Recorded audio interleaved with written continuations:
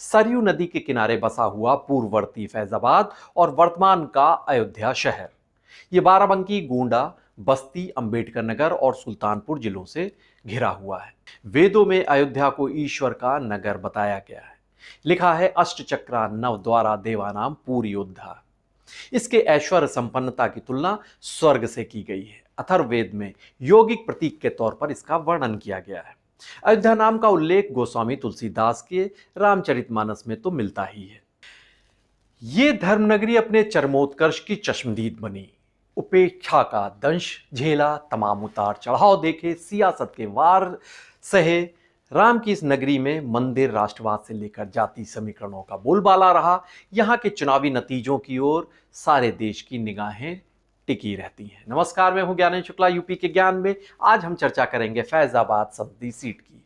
सरयू नदी के किनारे बसा हुआ पूर्ववर्ती फैजाबाद और वर्तमान का अयोध्या शहर। ये बाराबंकी, गोंडा, बस्ती, अंबेडकर नगर और सुल्तानपुर जिलों से घिरा हुआ है। इसका पुराना नाम साकेत हुआ करता था। अयोध्या पहले फैजाबाद जिले का हिस्सा था।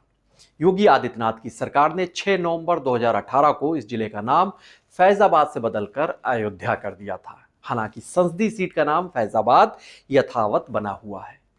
यह क्षेत्र प्राचीन कौशल महाजनपद का हिस्सा था, जिसकी राजधानी साकेत यानी अयोध्या थी।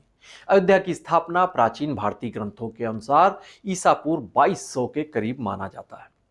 इसका उल्लेख कई हिंदू पौराणिक ग्रंथों में भी मिलता है। वेदों में अयोध्या को ईश्वर का नगर बताया गया है। लिखा है अष्टचक्रा नवद्वारा देवानाम पूर्योद्धा। इसके ऐश्वर्य संपन्नता की तुलना स्वर्ग से की गई है। अथर्ववेद में यौगिक प्रतीक के तौर पर इसका वर्णन किया गया है। अयोध्या नाम का उल्लेख गोस्वामी तुलसीदास के रामचरितमानस में तो मिलता ही है। भगवान राम की जन्मस्थली अयोध्या में इक्ष्वाकु वंश के क्षत्रियों का शासन हुआ करता था। यहाँ के भरतकुंड स्थल पर ही भरत प्रभु राम की खड़ाऊ लेकर 14 वर्षों तक रहे, जब तक राम वनवास में रहे। वहीं बौद्ध मान्यताओं के अनुसार भी ये प्रसिद्ध स्थल है। बुद्ध देव ने कहा जाता है कि अयोध्या अथवा साकेत में 16 वर्षों तक निवास किया था। रामानंदी संप्रदाय का भी ये मुख्य केंद्र रहा है अयोध्या। जैन धर्म के 5 तीर्थंकरों की जन्मभूमि भी यही अयोध्या है। 7वीं शताब्दी में चीनी यात्री ह्वेनसांग ने यहाँ का वर्णन किया था जब यात्रा की थी। उसने बताया था यहाँ बौद्ध विहार हैं, बड़ी तादाद में भिक्षु रहते हैं। फैजाबाद की स्थापना जो आधुनिक हम देखते हैं 18वीं शताब्दी में सादत अली खान ने की थी। उसके उत्तराधिकारी मंसूर खान ने अयोध्या को अपना सैन्य मुख्यालय बनाया था। मंसूर खान के बेटे सुजाउद्दौला ने फैजाबाद को एक प्रमुख शहर के रूप में विकसित किया था। अयोध्या को अवध की राजधानी बनाया था। इस दौर में यह शहर अपनी बुलंदियों पर था। ये इसका स्वर्णिम काल था। फैजाबाद को समृद्धि इतनी ज़्यादा मिली थी कि इसकी वजह से इसे छोटा कलकत्ता या फिर बंगाल भी कहा जाता था। अवध के चौथे नवाब आसफुद्दौला ने 1775 में राजधानी को यहां से हटाकर लखनऊ स्थानांतरित कर दिया था। 90 के दशक के उत्तरार्ध से ही यह जिला कई महत्वपूर्ण आंदोलनों और घटनाक्रमों का गवाह रहा। भगवान राम की यह नगरी राम मनोहर लोहिया, कुंवर नारायण, राम प्रकाश द्विवेदी सरीखी हस्तियों की भी जन्मभूमि रही। कोलकाता किला, नागेश्वर मंदिर, राम जन्मभूमि, सीता की रसोई, अयोध्या तीर्थ, गुरुद्वारा, ब्रह्मकुंड, गुप्तार घाट, गुलाब बाड़ी, अनादि पंचमुखी महादेव मंदिर, बहू बेगम का मकबरा यहाँ के प्रमुख और प्रसिद्ध पर्यटन स्थल है। हनुमानगढ़ी तो है ही। बात उद्योग धंधों की करें तो यह जनपद गुड़ और इससे जुड़े अन्य उत्पाद गजक, लड्डू, चिक्की, गुड़ के लड्डू आदि तैयार करने में अग्रणी रहा है। अयोध्या में पीढ़ियों से पारंपरिक तौर से गुड़ बनाने की प्रक्रिया चली आ रही है। यहाँ की कुल कृषि योग्य भूमि के 20% हिस्से पर गन्ने की खेती होती है। गन्ना शोधन और तिलहनों से तेल निकालने के कई संयंत्र यहाँ लगे हैं। यहाँ अनाज, तिलहन, कपास, तंबाकू के लिए एक बड़ा बाजार है। इन पहलुओं के बाद अब हम चर्चा करते हैं यहाँ के चुनावी इतिहास की। साल 1952 में कांग्रेस के पन्नालाल यहां से पहले सांसद चुने गए। 1957 में कांग्रेस के ब्रजवासी यहां से सांसद बने। 1967 और 1971 में कांग्रेस के आर.के. सिन्हा यहां से चुनाव जीते।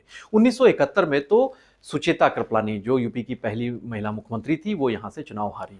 1977 में भारतीय लोक दल के अनंतराम यहां से चुनाव जीते। 1980 में कांग्रेस के जयराम वर्मा सांसद बने। 1984 में कांग्रेस से निर्मल खत्री यहां से सांसद चुने गए। 1989 में सीपीआई के मित्रसेन यादव को यहां चुनाव जीतने का मौका मिला। 1991 में विनय कटियार ने यहां बीजेपी का खाता खोला। 1996 में भी विनय कटियार सांसद चुने गए।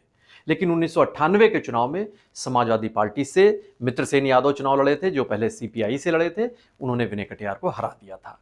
1999 में विनय कटियार ने फिर से इस सीट पर तीसरी बार चुनाव जीता। 2004 में लेकिन मित्रसेन यादव फिर से चुनाव जीत गए, लेकिन वो तब बीएसपी के प्रत्याशी के तौर पर चुनाव लड़े थे। 2009 में कांग्रेस से निर्मल खत्री चुनाव जीते, जो 1984 में जीते थे। 25 साल बाद फिर से सांसद बने।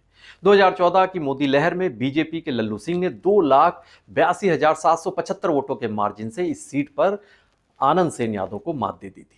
कांग्रेस के निर्मल खत्री तीसरे पायदान पर रहे थे।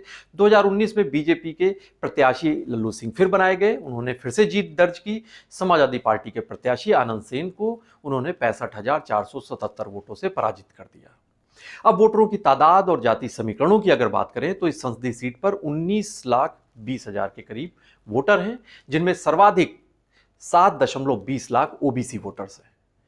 इनमें यादव, कुर्मी, पाल, गडरिया कई बिरादरियां शामिल हैं। अनुसूचित जाति की जो वोटर्स हैं 4,70,000 हैं, सवर्ण 5,65,000 हैं, 1.5 लाख मुस्लिम भी हैं इस संसदीय सीट पर। यहाँ की जो 5 विधानसभाएं हैं उनका भी जिक्र करते हैं। बाराबंकी की दरियाबाद, अयोध्या की रुधौली, मिल्कीपुर, बीकापुर और अयोध्या सदर सीट।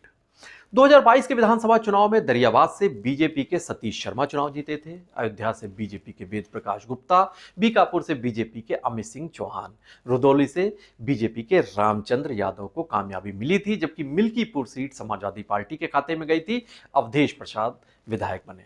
साल 2024 की चुनावी जंग में फैजाबाद लोकसभा सीट पर 13 प्रत्याशी चुनावी मैदान में है। बीजेपी ने फिर से सिटिंग सांसद लल्लू सिंह पर ही दांव लगाया है।